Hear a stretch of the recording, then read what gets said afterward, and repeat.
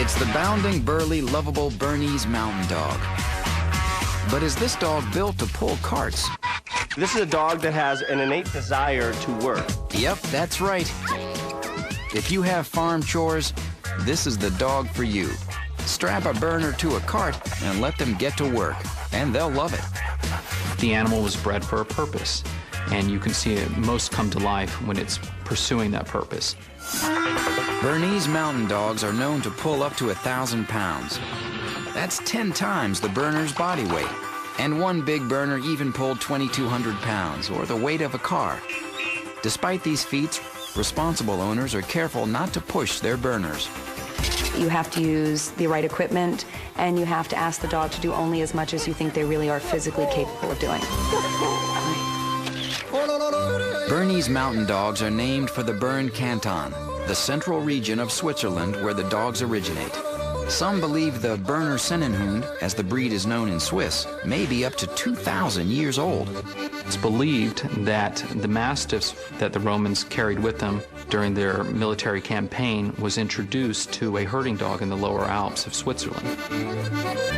The resulting Bernese Mountain Dogs became indispensable to rural Swiss farm life as drafting dogs. Drafting is another name for pulling carts. And they are also bred, obviously, to be wonderful companions. At the beginning of the Industrial Revolution, new transportation methods began to replace drafting dogs. Due to lack of concentrated breeding, the Bernese nearly disappeared. Led by Professor Albert Heim, concerned Swiss breeders re-established the lineage in the late 19th century. They're very affectionate, very loving, playful at times. They have a very subtle, loving expression due to their tricolor markings. Those distinctive black, white, and rust markings are shared among all of the greater Swiss mountain dogs. This group includes the Appenzeller Sennenhund, the Entlebucher Sennenhund, and the greater Swiss mountain dog. But the Berner is the only one with a long, silky coat. They were a dog that was bred to be able to withstand very cold temperatures. Berners are built for the mountains, with thickly muscled, powerful legs. The Bernese Mountain Dog is a very strong dog. That muscle mass makes the Berner almost 30% heavier on average than the Labrador Retriever, even though Labs stand roughly as tall as the Berner. Growing dogs are susceptible to injury, so Brian emphasizes that only mature dogs should be allowed to draft. Health is the #1 criteria with these dogs. We won't even put any weight on our dogs until they're 2 years old. But once they get a taste of the action, there's no doubt these dogs love to work. Did you see how he really knew what you were asking him, but he was a little distracted? Okay, what do you want to try next? It's also a great chance for youngsters to get their first taste of leading draft dogs. The great thing about these guys is they love to work. I mean, he's a champion too, so he loves to show, he loves to work, and he loves to be in your lap all at the same time. They're a great blend of dog. For Diesel, these events are bittersweet. It was only a few months ago that Diesel's best friend and drafting mate, Dooley, passed away. Dooley was the Smygelski's first Berner. Diesel and Dooley were so close. They worked so well together.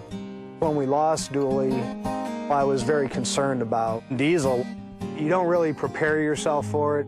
Diesel pretty much stayed in the house for 3 days. He didn't want to go outside. He didn't want to do anything. Dooley's loss was a crushing blow to him. But after a few days, Diesel started to exhibit a remarkable new maturity.